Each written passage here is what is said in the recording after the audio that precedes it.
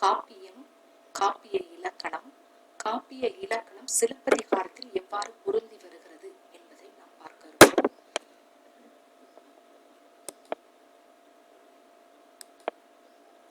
காப்பியம், காப்பிய இலக்கணம் என்று பார்க்கும்போது காப்பியம் என்பது ஒரு இலக்கிய வகை. நம்ம எல்லாருக்கும் தெரியும்.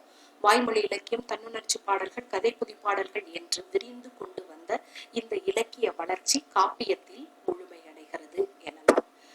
காப்பியம் ஆங்கிலத்தில் எபிக் என்று அழைக்கப்படுகிறது. காப்பியத்தை தொடர்நிலை செய்யுள் என்றும் நாம் அழைக்கிறோம். காப்பு பிளஸ் இயம் என்று பிரித்து காப்பியம் என்று கூறுகிறோம். காப்பிய மரபு அப்படின்றது தொடக்கத்தில் இலக்கண நூல்களை மட்டுமே குறித்து வந்தது. இடைக்காலத்தில் இலக்கிய வடிவத்தை குறிக்க பயன்படுத்தப்பட்டது. தண்டி அலங்காரம் காப்பிய இலக்கணம் குறித்து கூறுகின்ற ஒரு நூல். இது தண்டி என்ற புலவரால் இயற்றப்பட்டது. காவிய தர்சம் என்ற வடமொழி இலக்கியத்தை தழுவி எழுதப்பட்ட ஒரு இலக்கண நூல். தண்டி அலங்காரம் காப்பிய வகைகள் என்று பார்க்கும்போது பெருங்காப்பியம், சிறுகாப்பியம் என்று இருக்கிறது. பெருங்காப்பியம் என்பது அறம், பொருள், இன்பம், வீடு என்ற 4 உறுதி பொருள்களை கொண்டிருக்க வேண்டும். அறம் முதல் 4 குறைபாடு உடையது சிறுகாப்பியம் என்று அழைக்கப்படுகிறது. பெருங்காப்பிய இலக்கணம் என்று பார்க்கும் பொழுது பெருங்காப்பிய இலக்கணம் பேசும் காலை, வாழ்த்து, வணக்கம், மறுபொருள் இவற்றில் ஒன்று ஏற்புடையதாகி முன்வர என்று நாற்பொருள் பயக்கும் நடைநெறித்தாகி தன்னிகர் இல்லா தலைவனை உடைத்தார் என்று அதனுடைய இலக்கணத்தை தண்டி அலங்காரம் குறிப்பிடுகின்றது. இந்த தண்டி அலங்காரம் கூறுகின்ற காப்பிய இலக்கணம் சிலப்பதிகாரத்தில் எவ்வாறு பொருந்தி வருகிறது என்பதை பார்ப்பதே நம்மளுடைய வகுப்பு. பார்க்கலாம்.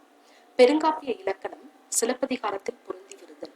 பெருங்காப்பியமாவது வாழ்த்து இருக்கணும், தெய்வ வணக்கம் இருக்கணும், மறுபொருள் இருக்கணும், 3இல் ஏதாவது ஒன்றை முதலில் கொண்டிருக்க வேண்டும். அதுபோல இந்த சிலப்பதிகாரத்தில் இயற்கை வாழ்த்து இடம்பெறுகிறது.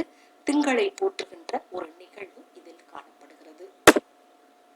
அடுத்ததாக நம்ம பார்க்க இருக்கிறது அறம்பொருள், இன்பம், வீடு ஆகிய 4 உறுதி பொருள்களை கொண்டிருக்கணும் நம்ம பார்த்தோம்.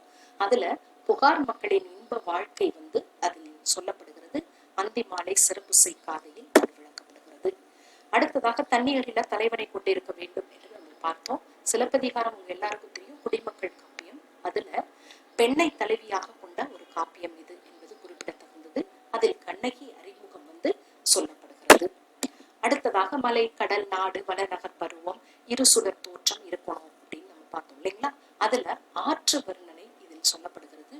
குரவமும் வகுளமும் கோங்கமும் வேங்கையும் மரவும் நாகமும் திலகமும் மருதமும் சேடலும் சிறுத்தியும் செண்பகமும் ஊங்களும் என்று அந்த வைகை ஆற்றின் கரை ஓரங்களில் நிறைய மரங்கள் இருந்ததாகவும் அந்த மரத்தில் இருந்து பூக்கள் உதிர்ந்து அந்த பூக்களை சூடிக்கொண்டு பொய்யா குளக்கொடி வந்தாள் என்ற வர்ணனை அதில் இடம்பெறுகிறது.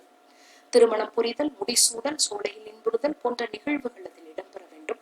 இங்கு உங்களுக்கு எடுத்துக்காட்டாக கோவலன் கண்ணகி திருமண நிகழ்வு சொல்லப்படுகிறது. நீல விதானத்து நித்தில பூ பந்தலின் கீழ் வானூர் மதியும் சகட நனைய வானூர் வானத்து சாலி ஒருமின் தகையாலை கோவலன் திருமணம் செய்து கொண்ட ஒரு நிகழ்வு இதில் சொல்லப்படுகிறது. அடுத்ததாக அமைச்சர்களுடன் ஆலோசனை செய்தல், தூது செல்லல், போர் மேற்கொண்டு செல்லுதல், போர் நிகழ்ச்சி, வெற்றி போன்றவை விளக்கப்பட வேண்டும் என்று சொல்லி பார்க்கிறோம். அதுல அமைச்சர் வில்வர் கூதை அவருடைய கூற்று இங்கு விளக்கப்படுகிறது. அதுல சேரன் செங்குட்டுவன் வடநாட்டு படையெடுப்பின் முன் அமைச்சர்களுடன் ஆலோசனை செய்கின்ற நிகழ்வு விளக்கப்படுகிறது. காட்சி காதையில் இடம்பெறுகிறது. அடுத்ததாக நம்ம பார்க்க இருக்கிறது சேரன் செங்குட்டுவனின் வடநாட்டு படையெடுப்பு. அந்த வடநாட்டு படையெடுப்பு இங்கு சொல்லப்படுகிறது. வீங்கு நீர் ஞானம் ஆள்வோன் என்று கால்கோட்காதையில் அந்த நிகழ்வு சொல்லப்படுகிறது. அடுத்தது சேர மன்னனின் வெற்றி சொல்லப்படுகிறது. அது கால்கோட்காதையில் சொல்லப்படுகிறது. அடுத்ததாக இப்போ ஒரு காப்பியம் அப்படின்னு சொன்னா அதுல சந்தி எனப்படும் கதை போக்கு இருக்கணும். அதாவது கதை தொடக்கம், வளர்ச்சி, விளைவு, வீழ்ச்சி, முடிவு என்பவை வரிசைப்படி அமைத்திருக்கணும். தொடக்கம் என்பது கோவலன் கண்ணகி திருமணம் தொடங்குகிறது. கோவலன் கண்ணகி பிரிந்து மாதவியுடன் வாழ்தல் வளர்ச்சியாக அமைகிறது. அடுத்தது விளைவு அப்படின்னு பார்க்கும் பொழுது கோவலன் கண்ணகியுடன் மதுரை செல்லுதல், அங்கு கொலையுறுதல். வீழ்ச்சி என்று பார்க்கும்போது கண்ணகி வழக்குரைத்தல், மதுரையை எரித்தல். முடிவு என்று பார்க்கும்போது சேரன் செங்குட்டுவன் கண்ணகிக்கு கோவில் அமைத்தல் என்பது இடம்பெறுகிறது. அமைப்பு முறையில் பெருங்காப்பியம் சருக்கம், இலம்பகம், பரிச்சேதம் என்ற உட்பிரிவுகள் கொண்டிருக்கணும் இல்லைங்களா. அதுல சிலப்பதிகாரம் 3 காண்டங்கள் 30 காதைகளை கொண்டிருக்கிறது. புகார் காண்டம், மதுரை காண்டம், வஞ்சி காண்டம் நீங்க அறிவீர்கள் இல்லையா? அடுத்ததாக எண்வகை சுவையும் மெய்ப்பாட்டு குறிப்புகளும் கற்றோர் விரும்பும் வகையில் அமைய வேணும் அப்படின்னு சொல்லிட்டு நம்ம பார்க்கிறோம். அதுல சிலப்பதிகாரத்தில் நகை, அழுகை, இளிவரல், மருட்கை, அச்சம், பெருமிதம், வெகுளி என்று எண்வகை மெய்ப்பாடுகள் சொல்லப்படுகிறது. அதுல ஒரே ஒரு எடுத்துக்காட்டு உங்களுக்கு நான் சொல்லுகிறேன். அழுகை என்று பார்க்கும்போது கோவலன் கொடையுண்ட பிறகு கண்ணகியின் துன்ப நிலை சொல்லப்படுகிறது.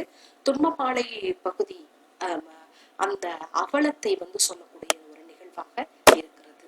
அடுத்தது பெருமித செவை அப்படின்னு சொல்லும்போது சேரனின் வஞ்சினம் பெருமிதமாக பேசப்படுகிறது. அது உங்களுக்கு எடுத்துக்காட்டில் காட்டப்பட்டிருக்கிறது, படித்துக் கொள்ளுங்கள். அடுத்ததாக கற்றறிந்த புலவர்களால் புனையப்பட்டதாக இருத்தல் வேண்டும் என்று சொல்றோம் இல்லைங்களா? அந்தபடி பார்க்கும்போது சிலப்பதிகாரம் சீத்தலை சாத்தனாரின் வேண்டுகோளுக்கு இணங்க இளங்கோவடிகளால் இயற்றப்பட்டது. இது நம்ம எல்லாருக்கும் தெரியும் இல்லைங்களா? அடுத்ததாக 4 வகையான உறுதி பொருள்களை பயப்பதாக இருக்கிறது என்பது நமக்கு புலனாகிறது. நன்றி.